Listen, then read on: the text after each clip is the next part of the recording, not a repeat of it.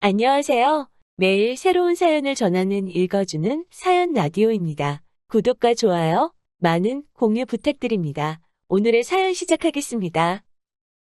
안녕하세요. 뻔뻔하고 경우 없는 시어머니와 신우 때문에 환장하겠는 30대 워킹맘입니다. 어디서부터 시작해야 할지 모르겠지만 정말 환장하겠네요. 앞뒤 사정을 모르는 사람들은 제가 친정하고 시댁을 차별하는 그런 여자라고 생각하겠지만 제가 친정을 우선시하게 된 데에는 다 그럴 만한 사정이 있었답니다. 원래 사람이 자기한테 잘해주는 쪽으로 마음이 기우는 게 당연하지 않나요? 제 친구 중에 한 명도 친정어머니와는 사이가 소원한 반면 시댁에서는 시어머니를 시엄마라고 부르면서 나서서 딸 역할을 자처하는데 사실 그 친구 친정어머니는 돈 필요할 때만 자기 딸인 제 친구에게 연락을 해왔거든요. 반면에 그 친구 시어머니는 백화점이든 어디든 가면 우리 며느리 선물이라며 하다못해 립스틱이라도 하나씩 꼭 챙겨주셨다대요. 그러니 친구 말이 늙어도 친정어머니보단 시어머니랑 사는 게 속이 편할 것 같다는 거지요. 아무튼 사람은 다 자기가 마음 편하고 자기한테 잘해주는 쪽으로 마음이 기울게 돼 있는 것 같아요. 남편하고는 원래 고등학교 동창이었는데 급속도로 가까워진 건 30이 넘어서였어요. 남편이 제가 다니던 회사 근처에 가게를 차렸거든요. 그리고 저는 제가 다니던 회사에는 구내식당이 있긴 했지만 음식이 제 입맛에 맞지가 않았어요. 그래서 저는 늘 점심을 싸오거나 회사 근처에서 해결하는 편이었는데 그런 와중에 새로운 식당이 열었으니 안 가볼 수가 없었지요.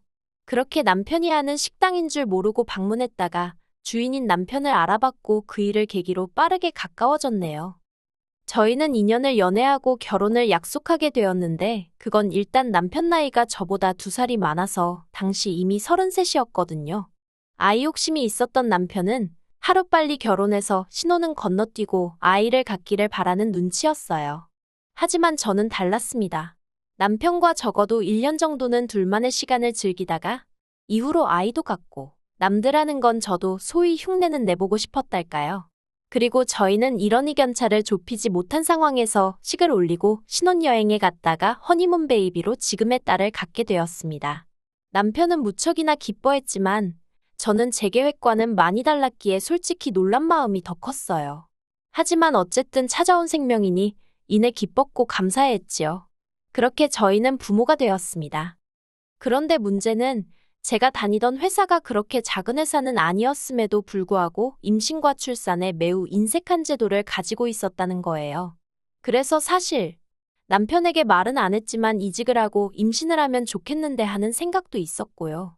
그리고 이건 여담이지만 8년의 회사 생활 동안 저는 출산 휴가와 육아 휴가를 다 쓰고 오는 여직원은 단 한 명도 본 적이 없었습니다. 남자 직원들은 말할 것도 없었고요.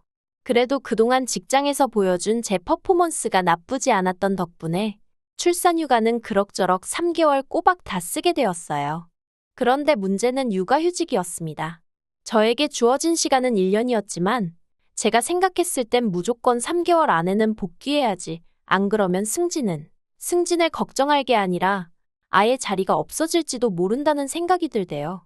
그래서 고민 끝에 어머님께 연락을 드렸습니다. 한 달에 200만 원씩 드릴 테니 저희 애 좀 봐주시면 안 되냐고요. 참고로 당시 저희 집에서 시댁까지는 걸어서 15분 거리였습니다. 어머님 아버님이 집들이 때 저희 집에 오셨다가 동네가 한적하고 좋다며 이사를 오셔서 가까워진 케이스였지요. 반면에 친정은 저희 집에서 차로 1시간은 달려야 하는 거리였습니다. 그리고 친정어머니는 허리디스크 수술도 한 번 받으신 상황이었어요. 그래서 저도 어쩔 수 없이 어머님께 부탁을 드렸던 건데 돌아오는 반응은 냉담하기 짝이 없었습니다. 200만 원 받자고 그 짓거리를 어떻게 하냐면서 저더러 애는 엄마가 키워야 하는 거라고 잔소리만 잔뜩 하셨거든요. 그런데 솔직히 애는 엄마가 키워야 하는 걸 누가 모르나요? 하지만 남편이 생활비라고 가져오는 벌이는 한 달에 많아야 300 남짓이었어요. 그 돈으로 당장에야 애를 굶기진 않겠지요. 그런데 애가 커서 나중에 초등학교에라도 들어가면 그땐 무슨 돈으로 키우냐는 거예요. 막말로 제가 애 키운다고 회사 때려쳤다가 다시 복귀한다고 하면 누가 저를 위해 자리 하나 비워놓고 기다리고 있는 것도 아니잖아요. 그래서 어떻게든 제 일자리를 사수해야겠다는 생각뿐이었네요. 하지만 어머님으로부터 매정한 거절을 당하고 이후로 저는 고민이 많았습니다. 친정어머니께 말씀을 드린다면 당연히 봐주신다 할 테니 더더욱 그쪽엔 아예 말을 꺼내지도 말아야겠다 싶었달까요. 그리고 이 갑갑한 속내를 털어놓을 곳이 마땅치 않아 여동생에게 하소연을 했습니다. 그런데 여동생이 선뜻 내가 봐줄까? 그러는 거예요. 일단 자기가 1년 정도 봐준다 생각하라면서 뒷일은 또 그때 생각하자며 저를 달래대요. 당시 제 여동생은 다니던 대학을 휴학하고 아르바이트를 하며 등록금을 벌고 있었어요. 이건 단순히 친정에 돈이 없어서가 아니라 친정아버지의 말씀을 따른 거였지요.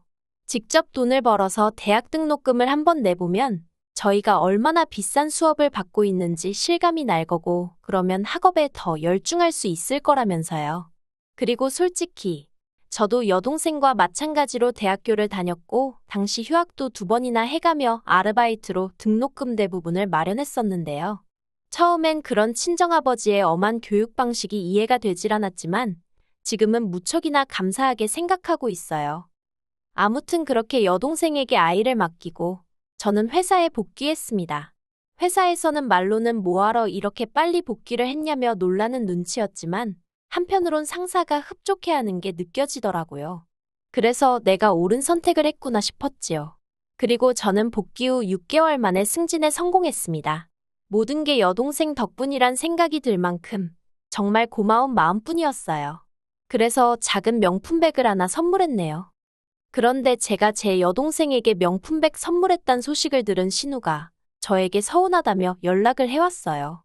황당하기도 하고 한편으론 그런 건 도대체 어떻게 안 건가 싶어서 제가 신우에게 단도직입적으로 누가 그러드냐고 물었습니다.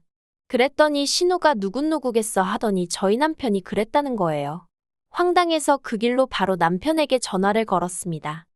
신우한테 그런 소리는 못하러 했어? 신우 오해하게. 오해할 게 뭐가 있어. 그냥 당신이 가족들한테 잘한다는 이야기를 한 거야. 당신 칭찬한 거라고. 그걸 누가 칭찬으로 듣겠어. 이제 친정하고 시댁하고 차별한단 소리 나오게 생겼네. 자기야, 다음부턴 그런 이야기는 하지 마. 그리고 이후로도 신우가 몇 번이고 왜 언니는 언니 동생만 챙기냐고 나는 남이냐고 투덜거려대는 통에 결국 견디다 못한 제가 제 여동생과 똑같은 가방을 하나 사줬습니다. 어차피 신우가 곧 대학 졸업을 앞두고 있었기에 겸사겸사 주는 선물인 셈치고요. 솔직히 돈이 아까웠는데 그래도 또 사주고 나니까 어머님 아버님도 저한테 잘했다면서 그런 게 윗사람 역할이라는 말도 안 되는 칭찬을 해주시대요. 그래서 그냥 이번에는 어쩔 수 없었지만 다음부터는 뭐가 됐던 간에 시부모님이든 신우든 귀에 안 들어가게 조심해야겠다. 그런 생각만 하고 말았지요. 그런데 남편이 또 기어이 일을 그르쳤습니다. 올해 초 회사와 연봉 협상을 했는데 생각보다 이야기가 잘 풀렸어요. 제가 기대하던 만큼은 아니었지만 그래도 여러 가지 상황을 고려했을 때 절대로 나쁜 조건이 아니었지요.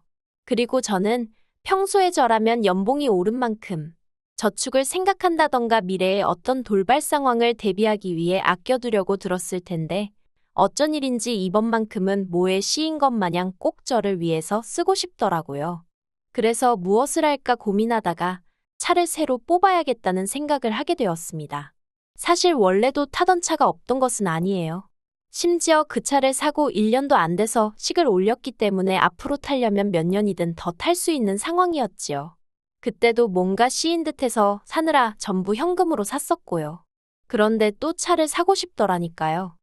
그리고 남편과 상의 끝에 애도 있고 하니까 이참에 SUV를 뽑는 쪽으로 이야기가 됐어요. 솔직히 결혼 전이고 애가 없었다면 뚜껑 열리는 스포츠카로 딱 뽑고 싶은 마음이었는데 그게 뭐 말처럼 쉽나요? 그래 실용적인 걸로 사자 그렇게 된 거지요. 그리고 저는 타던 차를 여동생을 줘야겠다는 생각을 했습니다. 어차피 전액 현금으로 샀던 차라서 여동생이 따로 갚아야 하고 그런 것도 없었고 중고차로 팔게 되면 헐값에 팔아야 하니 아까운 생각도 들었거든요. 그래서 남편에게도 지금 타는 차는 결혼 전 내 돈으로 내 능력으로 샀던 거 알지 않냐면서 그러니 처분도 내가 알아서 하겠다 했습니다. 남편도 그러라며 별 문제 없다고 했고요. 그런데 문제는 남편이 어머님과 통화하는 과정에서 이 이야기를 한 모양이었어요. 제가 연봉이 올라서 차를 사기로 했고 타던 차는 처제를 줄지 팔아버릴지 제가 고민하고 있다는 식으로요. 제가 남편더러 뭐 한다고 시댁에다 그런 이야기를 미주알 고주알 다 했냐고 하니까 자기 딴에는 자기 와이프 그러니까 저 말이에요. 능력 있다고 자랑한 거래요. 아기는 없었다면서 미안하다고 어쩔 줄 몰라 하는 남편한테 성질을 낼 수도 없고. 하지만 솔직히 여러 가지로 상황이 번거로워졌습니다. 어머님께서 저한테 연락을 해오셨거든요.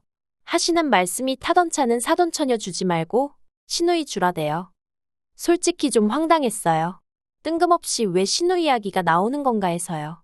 그래서 제가 왜 신우를 주냐고 누군가를 주게 되면 제 여동생 줄 거라고 딱 잘라 말씀드렸습니다. 동생이 안 받겠다고 하면 팔 거고요 하고 덧붙이니 그걸 왜 제 마음대로 제 멋대로 정하느냐고 어머님이 펄쩍 뛰시대요. 통화를 하면 할수록 짜증만 나는 상황이었습니다. 솔직히 제가 차 살 때 어머님이 1,000원짜리 한 장 보태주신 것도 아니면서 어째서 저한테 이래라 저래라 하시는 건지 그리고 왜 제가 그 말을 따를 거라고 생각하시는 건지 여러 가지로 이해가 되질 않았지요. 그리고 솔직히 확신이 없어서 남편을 비롯한 그 누구한테도 말은 안 했지만 시부모님도 차가 없으셨거든요. 그래서 그냥 큰맘 먹고 시부모님 탓이라고 드릴까 그런 생각도 아닌 게 아니라 진지하게 생각 중이었어요. 그런데 어머님이 먼저 전화해서 이래라 저래라 하시니까 그런 마음은 온데간데 없이 싹 사라지대요. 어머님은 저에게 제 차는 신어주는 걸로 알고 있겠다는 억지를 쓰시며 제 확답을 받으려 하셨고 그런 어머님께 지친 제가 적당히 좀 하시라고 안 된다고 나름대로 매몰차게 대꾸하고 전화를 끊어버렸습니다. 그러자 어머님이 남편에게 전화를 해서 뭐라고 하신 건지 남편한테도 전화가 오기 시작했어요. 계속 무시하다가 그만하라고 한마디 하려고 전화를 받았는데 남편이 한껏 신이 나선 헛소리를 하대요. 저더러 하는 말이 처제 생각이 제일 중요한 거 아니겠냐면서 그래서 자기가 처제한테 그러니까 제 여동생한테 전화를 해서 물어봤답니다. 그러니까 제 동생은 차를 받으면 좋기야 하겠지만 자기가 지금 아르바이트 하면서 용돈 벌고 학비 벌고 그러는데 차를 어떻게 유지하겠냐면서 안 받아도 괜찮다고 했나 봐요. 그래서 남편이 그러면 차는 자기 여동생이 받아도 되겠냐고 제 여동생한테 물어봤더니 그러라고 했다나요? 그 이야기를 듣는데 정말이지 어머님도 그렇고 남편도 그렇고 다들 제정신인가 싶더라고요. 그래서 제가 차 아무도 안 줄 거고 막말로 두 대 놓고 내가 기분 따라 번갈아 가며 타면 그만이라고 그러니 김칫국 좀 적당히 마시라 했습니다. 그러자 이번엔 남편이 자기 체면이 어떻고 하면서 저더러 신우가 남이냐입니다. 처제한테는 매번 돈 아까운 줄 모르고 퍼주기 바쁘면서 제가 자기 여동생 그러니까 신우한테는 너무 야박하대요. 어이가 없어서 친정에서 나한테 써주는 마음 씀씀이랑 시댁에서 나한테 써주는 마음 씀씀이는 같냐고 되물었습니다. 뭐든지 오는 만큼 가는 법인 거 몰랐냐는 말과 함께 말이에요. 그리고 이 이야기는 아니나 다를까 다시 어머님 귀에 들어갔고 집안은 난리가 났어요. 어머님이 저더러 내가 너한테 못해준 게 뭐가 있냐 하시면서 저더러 그까짓 중고차 한 대 가지고 아주 집안을 쑥대밭을 만든다고 유세도 보통 유세가 아니라며 한껏 빈정대셨거든요. 하지만 저도 억울한 게 남편만 조용히 입 다물고 있었다면 애시당초 이렇게 커질 일이 아니었습니다. 오히려 결국 일이 순리대로 풀려서 제 동생이나 시부모님이 제 차를 갖게 되었을 거고 그렇게 서로서로 기분 좋게 마무리되었을 거예요. 하지만 제가 이런 상황 속에서 무엇보다 실망을 했던 건 남편이 보여준 태도 때문이었습니다. 남편은 저에게 미안해하는 것 같으면서도 계속해서 어머님과 신우 편에 서서 제가 마음을 바꿨으면 하는 기색을 내보였거든요. 자기 여동생이 나이가 28살인데 직장도 없는데 차까지 없으면 솔직히 남들이 보기에 얼마나 한심해 보이겠냐는 말도 안 되는 변명을 해가면서까지 어떻게든 제 차를 자기 여동생에게 주고 싶어하는 마음이 너무 꼴보기 싫었습니다. 신우는 대학을 졸업한 뒤 공무원 시험을 준비하고 있다는 핑계로 몇 년째 백수 생활을 이어가고 있었어요. 그런 신우에게 차 한 대 가지고 있다는 사실이 남들 눈에 얼마나 대단해 보일지. 솔직히 제가 신우라면 있는 차도 없는 척하는 게 차라리 마음이 편했을 것 같은데 말이에요. 하지만 신우가 자기 인생 자기가 알아서 사는 거니 제가 그런 걸 가지고 올래만에 그런 소리는 안 하겠습니다. 다만 뭐가 되었건 간에 자기 능력 안에서 해결을 해야지. 왜 어머님의 남편까지 나서서는 28이나 먹은 신우 기분을 맞춰주려고 야단법석인지 이해할 수가 없었지요. 게다가 신우는 자기가 이미 주변 사람들한테 새언니가 차를 준다고 했다며 자랑을 다 해놨는데 이를 어쩌냐면서 제 앞에서 눈물을 보였어요. 제가 그냥 사정이 생겨서 새언니가 못 준다 하더라고. 그러면 될 거 아니냐고. 너무 속상해하지 말라고 달래보려고도 했지만 소용이 없었네요. 울고 짜며 나이값도 못하더라고요. 결국 참다 못한 제가 남편한테 애만 아니면 정말 이혼했으면 좋겠다고 해버렸어요. 어쩌면 사람이 그렇게 생각이 짧고 경솔할 수가 있냐고. 지금 이 꼬라지 좀 보라고요. 그리고 남편도 다행이라고 해야 할지 시간이 갈수록 신우가 하는 짓을 보고는 처제 그러니까 제 동생이랑 왜 저렇게 다른가 싶더랍니다. 처제가 나이가 더 어린데 왜 내 여동생이 더 철딱서니 없이 저럴까 한심하단 생각이 들었다나요. 그리고 시어머니가 저한테는 씨알도 안 먹히니까 하루에 3번, 4번씩 남편한테 전화해서 저 좀 설득 좀 하라고 보채셨나 봐요. 그러니 남편도 처음엔 어머님하고 신우 편을 들었는데 갈수록 이건 아니다 싶더랍니다. 그러면서 저한테 자기가 경솔했다고 미안하다고 먼저 숙이고 들어오더라고요. 그간 시댁 식구들 때문에 제가 서운했을 거는 자기가 미처 생각을 못했다나요. 갑작스러운 남편의 사과에 솔직히 조금 황당하긴 했지만 그래도 자기 딴에는 어떻게든 상황을 수습해보려는 것 같아서 당분간은 없던 일처럼 지내보려고요. 그리고 그 일로 신우는 자기 입으로 말하길 저한테 대박 실망했다면서 저랑 당분간 안 보고 살고 싶다대요. 고마워요, 아가씨. 어머님은 신우 마음을 풀어주려면 뭐 작은 선물이라도 하나 해줘야 하는 거 아니냐 하셨는데 저는 먼저 나서서 신우 마음 풀어줄 생각이 없어요. 솔직히 저 시집 오고서 두 사람은 제 생각을 얼마나 해줬다고 툭하면 가족이 어떻고 친정하고 차별하지 마라 어쩌고 그러는데 그 소리 안 듣고 지내도 된다 생각하니까 속이 후련할 뿐이에요. 물론 어머님이나 신우나 뭐 평생 안 보고 살 수는 없을 테니 내버려두면 언젠간 순리대로 되겠지요. 그래도 그날이 올 때까지 저는 그냥 제 마음 헤아려주고 저를 위해주는 사람들하고 잘 지낼 생각입니다. 긴 이야기 들어주셔서 감사합니다. 오늘의 사연은 여기까지입니다. 구독과 좋아요, 알람 설정해주시면 앞으로 더 좋은 사연으로 찾아오겠습니다. 감사합니다.